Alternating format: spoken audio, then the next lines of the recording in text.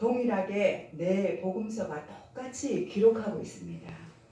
그러므로 본문의 사건이 그만큼 중요하다는 것을 우리는 알 수가 있습니다. 예수님은 이 땅에 오셔서 몇 년간 생애를 사셨습니까? 그죠? 거의 33년간을 이 땅에서 사셨습니다. 그 중에 30년은 아버지 목수 요셉과 목수의 삶을 사셨고, 나머지 3년은 공생의 기간으로는 하나님 아버지 나라의 복음 사역을 위하여 수고하시고 봉사하셨습니다. 그리고 수많은 사람들의 병을 고쳐주셨고, 또 말씀을 가르치셨고, 그리고 고아와 가부들을 돌보셨습니다. 예수님의 탄생과 수많은 병자들을 고치신 일, 큰 이적을 행하신 일도 무척 중요합니다. 그러나 그보다도 더 중요한 것은 복음의 정수인 바로 십자가와 부활인 것입니다. 아멘. 우리 기독교에는 십자가와 부활이 없다면 아무것도 아닌 것입니다. 복음서의 저자들이 가장 초점을 맞춘 것은 공생의 기간의 마지막 한 주간이 매우 중요하다고 생각했기 때문입니다. 이 한 주간에 이루어진 것 중 첫 번째는 예수님께서 나귀를 타고 예루살렘에 입성하신 것입니다. 본문을 통하여 우리가 또 자세히 알 수 있는 것은 입성하신 예수님은 모든 것들을 잘 아시는 놀라운 분이시라는 것입니다. 예루살렘에서 한 3km 정도 떨어진 베다니에 가까이 오셨을 무렵에 제자들을 보내시어 이렇게 명령하셨습니다. 누가복음 19장 30절에서 31절에 보면 너희는 맞은편 마을로 가라. 그리로 들어가면 아직 아무도 타보지 않는 나귀 새끼가 매여 있는 것을 보리니 풀어 끌고 오라. 만일 누가 너희에게 어찌하여 푸느냐 묻거든 말하기를 주가 쓰시겠다 하라. 이제 제자들이 주님이 명령하신 대로 말하자 그 사람들은 아무 말 없이 그 나귀를 내어 주었습니다. 예수님은 눈으로 그 나귀를 보지는 않았지만 예수님 눈으로 똑똑히 본 것처럼 분명하게 말씀하셨고 또 그 말씀대로 이루어지는 놀라운 역사가 일어났습니다. 우리 주님은 만물을 지으시고 만드셨으므로 모든 것들을 다 알고 계십니다. 마태복음 9장 4절에 보면 예수님께서 서기관들이 그 마음에 어떠한 생각을 가지고 있는지를 다 아시고 어찌하여 악한 생각을 하느냐 하시고 꾸중하셨습니다. 요한복음 2장 25절에 보면 그가 친히 사람의 속에 있는 것을 아셨음이라고 말씀하고 있습니다. 예수님은 우리가 생각하는 것, 마음에 먹은 것들 다 알고 계세요. 사람은 모르지만 예수님은 다 알고 계십니다. 예수님은 누구입니까? 우리를 창조하신 분이십니다. 그러니까 우리 속에 있는 것까지도 다 아신다는 것입니다. 사람은 속에도 예수님은 속일 수가 없는 것입니다. 아멘. 요한복음 6장 64절에 보면 예수께서 믿지 아니한 자들이 누구이며 자기를 팔 자가 누구인지 처음부터 아심이라고 말씀하고 있습니다. 예수님은 이미 다 알고 계시는 것입니다. 예수님의 눈에 숨겨진 것은 아무것도 없습니다. 우리가 무엇을 하든지 주님의 눈에 다 보이는 것입니다. 이처럼 주님은 우리의 언행을 다 보고 계십니다. 예수님은 나다나엘을 보기도 전에 이미 무화과 나무 아래 있는 그를 보았다고 말씀하시면서 이는 참으로 이스라엘 사람이라 그 속에 간사한 것이 없도다 이렇게 말씀하셨습니다. 우리가 어두운 동굴에서 귓속말을 한다고 해도 주님은 우리 소리를 다 듣고 알고 계십니다. 우리가 아무리 숨기려 해도 우리는 숨길 수가 없습니다. 로마서 2장 16절에 보면 사람들의 은밀한 것을 심판하는 그날이 온다고 말씀하고 있습니다. 또 시편 7편 11절에서 13절에 보면 하나님은 의로운 재판관이시며 매일 분노하는 하나님이시로다. 사람이 회개하지 아니하면 칼을 가시며 그의 팔을 이미 당겨 예비하셨도다. 죽일 도구를 또한 예비하시며 그가 만든 화살을 불화살이로다 라고 이렇게 말씀하고 있습니다. 그러므로 우리는 주님 앞에 신실한 마음으로 죄를 고백하고 용서를 받아야 합니다. 우리는 날마다 주님 앞에 우리 죄가 있는지 없는지 점검하고 주님 앞에 늘 고백해야 됩니다. 조금 전에 내가 무엇을 잘못했는지도 모르잖아요. 그래서 항상 마지막 잠자리에 들기 전에는 그래도 그나마 한 번이라도 주님 앞에 고백하면서 주님 오늘 내가 잘 살았습니까? 못 살았습니까? 주님 혹시나 제가 주님 앞에 잘못한 것이 있습니까? 없습니까? 잘못한 것이 있습니까? 그럼 용서해 주십시오. 주님의 보혈의 피로 씻어주시고 정결하게 해주십시오. 이렇게 말씀드리면 주님이 우리의 죄를 다 씻어주십니다. 그리고 우리는 깨끗해 주시고 우리 마음도 깨끗해집니다. 그러니까 더 우리 마음이 밝아질 수밖에 없는 것입니다. 마가복음 6장 28절에서 34절에 보니까 예수님께서 우리의 어려움과 고통을 다 아신다고 말씀하고 있습니다. 또 너희가 어찌 의복을 위하여 염려를 하느냐?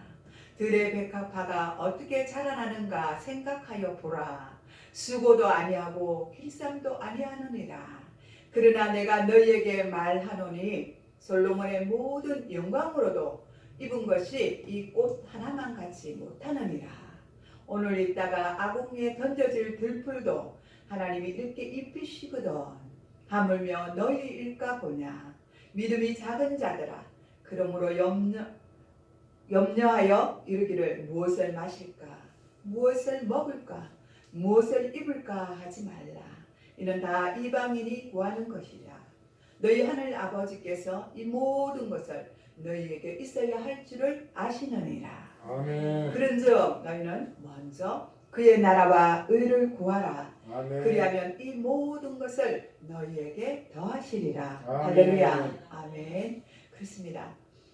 그러므로 내일 일을 위하여 우리는 염려하지 말아야 합니다. 그런데 우리는 염려를 땡겨오잖아요. 미리 염려를 가져와서 우리가 근심하고 걱정합니다. 아유, 이 일이 해결 안 되면 어쩌지? 모레 있어야 될 일인데 그게 해결되어야 되는데도 미리 땡겨와서 염려를 합니다. 그것이 우리 사람의 모습이라는 것입니다. 우리가 연약하기 때문에 우리가 그런 모습을 보이는 것입니다. 그러나 주님 오늘 뭐라고 말씀하십니까? 내일 일을 위하여 염려하지 말라.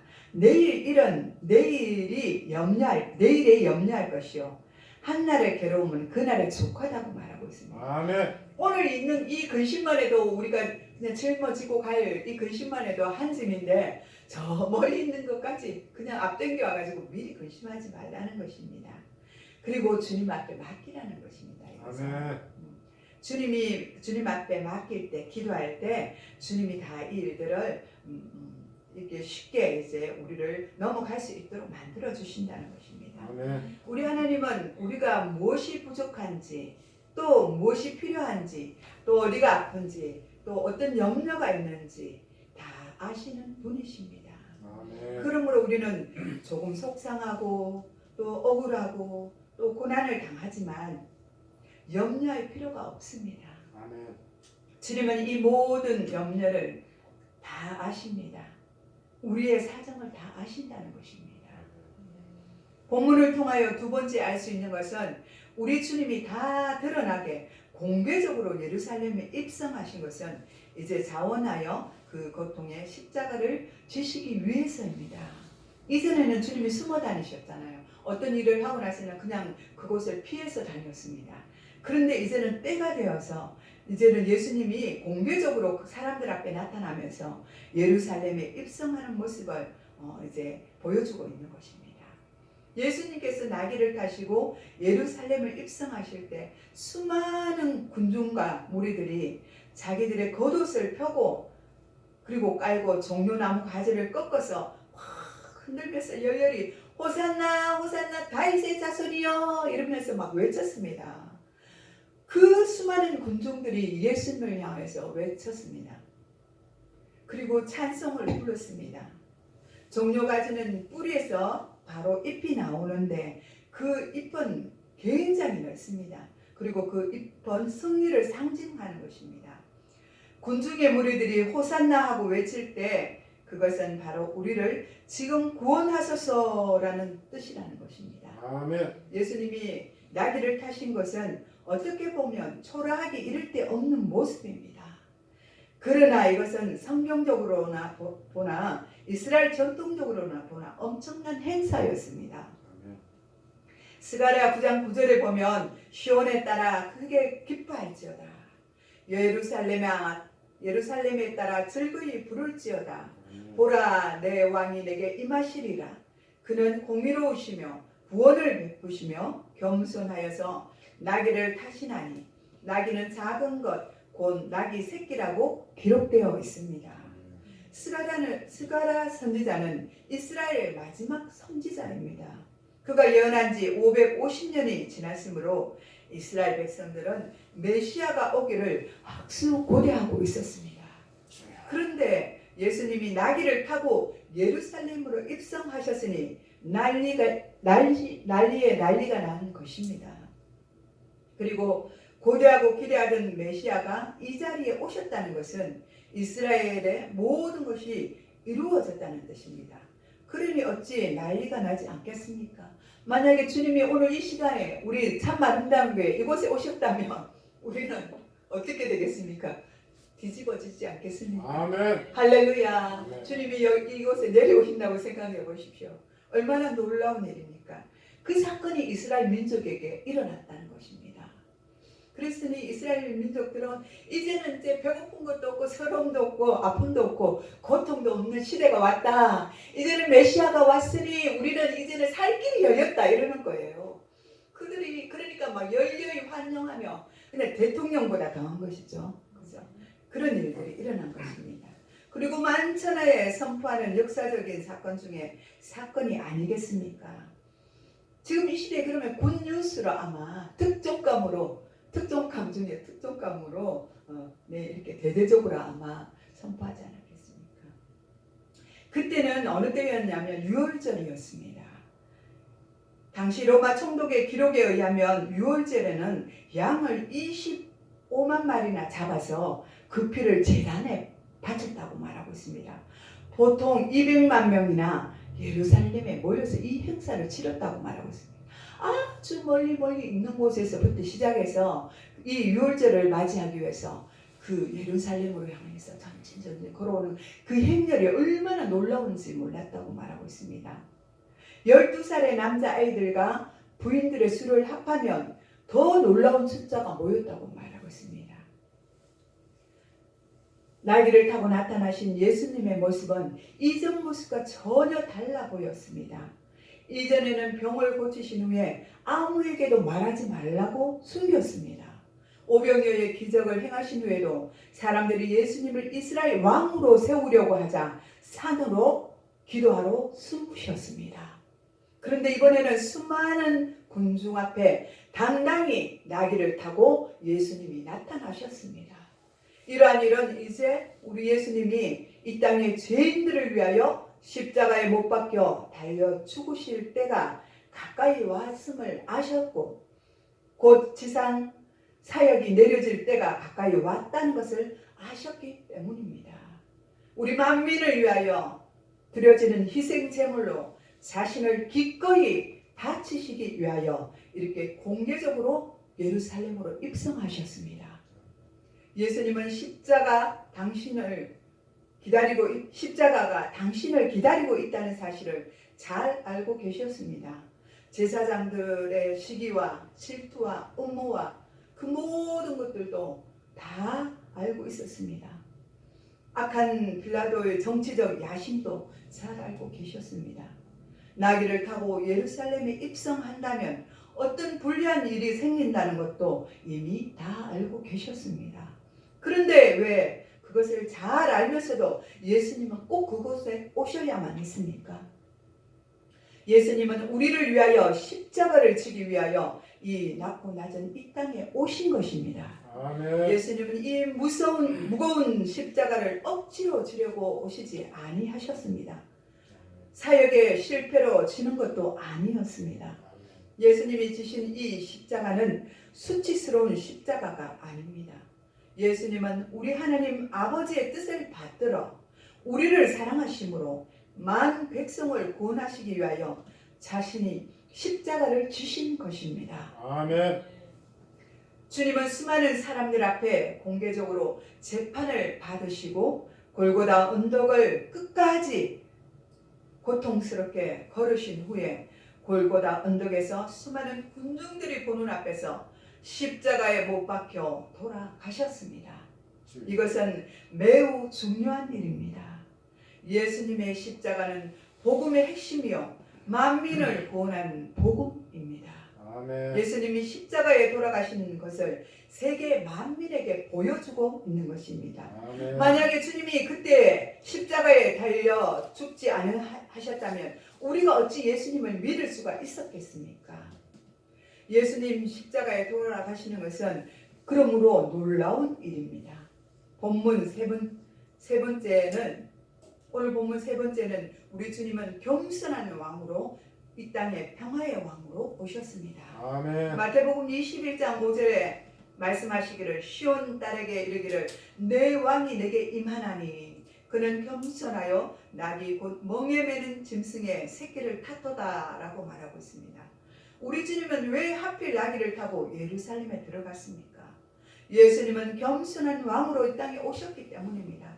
그리고 하나님의 뜻을 순종하셨고 겸손히 오시는 자의 모습을 보여주시기 위해서입니다. 아멘. 예수님은 온 만민을 구원하기 위하여 이 낮고 낮은 땅으로 오셔서 제자들의 발을 씻어주시고 십자가를 지시고 낮아지신 것입니다. 아멘.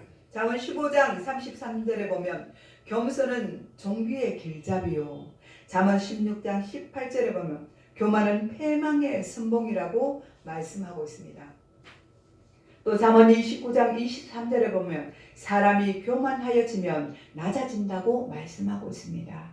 하나님은 사울이 겸손하였을 때 낮은 자의 모습, 어린아이 같을 때 높은 왕위에 세우셨고 그가 교만해졌을 때 그를 왕위에서 패하셨습니다. 하나님은 항상 겸손한 자를 사랑하십니다. 빌립보서 2장 6절에서 11절에 예수님께서 말씀하셨습니다. 그는 근본 하나님의 본체이시나 하나님과 동등됨을 취할 것으로 여기지 아니하시고 오히려 자기를 비워서 종의 형체를 가지사 사람들과 같이 되셨고 사람의 모양으로 나타나사 자기를 낮추시고 죽기까지 복종하셨으니 곧 십자가에 죽으심이라. 이러므로 하나님이 그를 지극히 높여 모든 이름 위에 뛰어난 이름을 주사 하늘에 있는 자들과 땅에 있는 자들과 땅 아래 있는 자들로 모든 이름을 예수의 무릎에 꿇게 하시고 모든 입으로 주라 시인하여 하나님 아버지께 영광을 돌리게 하셨느니라. 아멘. 우리 주님은 겸손한 분이시므로 나귀를 타고 겸손한 모습을 우리에게 보여주셨습니다. 높은 곳에 있을수록 더욱 우리는 겸손해져야 합니다. 그러므로 더욱 존경을 얻을 것입니다. 우리 모두도 예수님처럼 겸손한 자가 되어야 합니다. 오늘 본문 네 번째는 깨달음은 나귀를 타신 예수님의 모습이 아무리 초라한 모습일지라도 그분은 장차 영광스러운 모습으로 다시 재림하신다는 것입니다. 아멘. 우리 주님은 천사장이 나팔 불 때의 나팔 소리와 천군 천사의 호의를 받으면서 하늘 영광 중에 구름을 타시고 다시 오신다고 약속해 주셨습니다. 아멘. 마태복음 26장 64절, 마태복음 14장 62절, 누가복음 21장 27절, 데살로니가 전서 4장 16절에 보면 이와 같이 말씀하고 있는 것입니다. 아멘. 이때 우리는 주님을 맞이할 때 기쁨은 영원할 것입니다. 우리가 이 땅에서 예배 드리는 것은 이 다음에 주님의 나라에 가서 예배 드릴 것을 먼저 예행 연습하는 것입니다. 아멘. 우리 모두는 주님의 그 나라에서 예배자로 설 때까지 끝까지 진실하고 거룩하게 살아 흠없고 책망받을 것이 없는 아름다운 모습으로 살아가기를 축복합니다. 아멘. 기도하겠습니다. 하나님 아버지 높은 보좌 위에서 오늘도 우리의 예배를 바라보시며 우리의 예배를 험량하시는 줄 믿습니다. 아버지 하나님 감사드립니다. 저 높고 높은 보좌 위에서 이 땅 가운데 내려오셔서 낮고 낮은 천한 자로 33년을 사시다가 십자가에 못 박혀 죽으시고 우리의 죄를 위하여 다 사하여 주시고 속량하여 주심을 감사드립니다. 아버지 하나님 그 은혜에 우리가 아버지 하나님 또 감사함으로 하나님의 자녀로서 정말 깨끗하고 거룩한 모습으로 주님이 오시는 그날까지 당당한 모습으로 살아갈 수 있도록 저희들을 도와주시옵소서. 우리의 삶이 어떠한 경우에 있을지라도 아버지 참으로 주님을 인해서 낭망하거나 실망하지 않도록 주님 도와주시옵소서. 더욱더 아버지 굳센 믿음을 주시고 더욱더 우리의 믿음이 자라나서 하나님을 영화롭게 하는 그러한 존귀한 자들로 세워 주시옵소서. 감사를 드렸고 우리를 구원하신 예수님의 이름으로 기도드리옵나이다.